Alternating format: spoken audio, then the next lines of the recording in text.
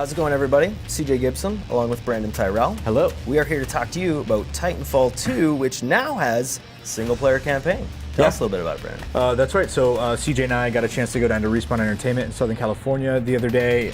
We spent all afternoon checking out Titanfall 2. It's looking really, really good, and for the first time in the series, it's going to have a full, fleshed-out, standalone campaign. If you're a PS4 player, you might not have played the first game. The first game's sort of narrative was baked into multiplayer as well. So if you didn't like multiplayer or you wanted more of a single player, that sort of wasn't there for you. And that was one of my biggest critiques of the game. This time around, it's got a main character. It's got a full-fledged story. The devs say it's being developed in parallel with multiplayer, and the design teams are roughly the same size for both. So they're really, really taking it seriously. So what were your initial impressions about what we saw? Granted, we only saw about, I'd say, probably 10 or 12 minutes of it from different points throughout the campaign. Yeah, they just showed snippets, and I think that's the thing. Everybody initially saw what Respawn was capable of with the multiplayer element that they had in the campaign for number one. It was a pseudo-campaign, but you just wanted to see what they could do. And not to mention Call of Duty, right? Exactly, and obviously their history with developing those series. Just some of the moments in that kind of stuff over the years. You saw traces of that in the single-player campaign, but they're really getting a chance to dive deep into the story and tell, I think, what's going to be an amazing connection between the pilot and the Titan. Yeah, so let's jump into the story real quick. Super quick Cliff Notes version. It takes place, again, there's this conflict between the IMC, which is this mega evil corporation, and the militias, who are sort of like the freedom fighters or the rebels, if you will. You are now Jack Cooper. In the first game, you played both sides, but this one, they're squarely putting the focus on the militia as the good guys, and the IMC as the bad guys. So you play Rifleman Jack Cooper instead of one of the pilots. The pilots are these badasses and these superstars of warfare, and they pilot these Titans, and everyone wants to be one. But you're just a rifleman who's secretly being trained in the ways of the pilot by your mentor, who happens to be a pilot as well. So jump cut to the beginning of the game. Spoiler alert, if you're not interested in very, very basic premise stuff here, you might want to hit the mute button. But the very beginning of the game, your mentor is killed, and he gives you his Titan named BT-7274, I think it is, and he's the Titan that we see in all of the trailers. So you take over BT, and then it's sort of uncovering what's going on this planet that you've crashed down on, and sort of fusing a bond between your Titan and your pilot.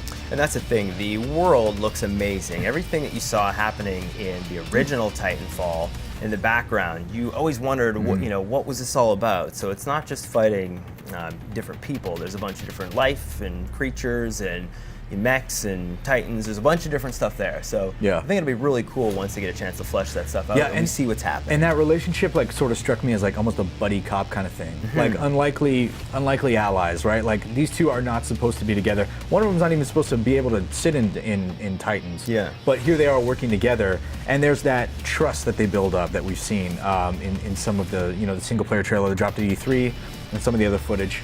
And there's this humor and banter. It's sort of like a Shane Black movie almost, right? There's this part where I think it's in the E3 trailer where BT picks up the pilot and just hucks him across this ravine. Well, in the extended clip of that, he says, you have a 68% chance of survival. Yeah. And the pilot's like, what about the other 32? And BT just goes on this rant about all the terrible things that can happen if this doesn't work. Yeah. And that's the kind of stuff that I'm really looking forward to. Obviously, you're going to create emotional attachment to this thing, and then maybe later in the story, it'll come between the mission and the attachment between the two. But speaking from a design perspective, the devs were saying that they did something called action blocks, where they had just each team member or groups of team members go home for a week and just sort of design these cool elements.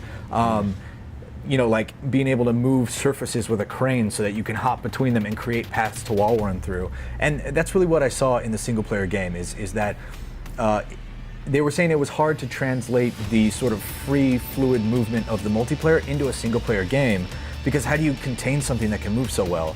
Well, their answer to that was to create these action blocks in the Titanfall universe and say, hey, just focus on this one little element that could make a cool moment in the campaign, and then they take all those elements and see what works and take influence from that to build out mission ideas. So it really looks like they're going, you know, down to like just the basic building blocks of what works. And I think that's the thing. Everybody realizes they're capable of doing shooters no problem. Yeah.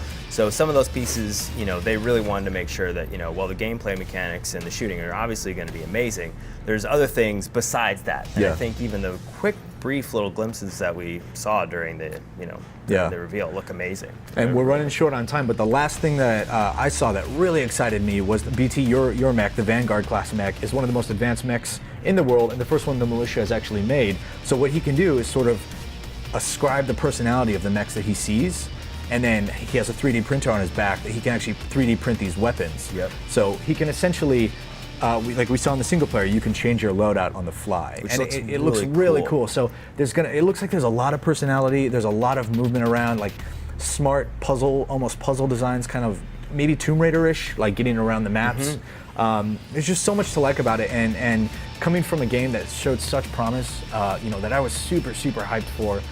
Coming from that, being a little lackluster in the narrative department, to seeing them put all these resources into this, I'm super excited, and I can't wait to see more. Yeah, it looks amazing. The mobility obviously is going to be a huge component to the game, and from just the stuff that we saw, as well as playing the multiplayer, obviously, you know, that's going to carry over to the single player campaign. So I can't wait to play. Yeah, me too. Awesome.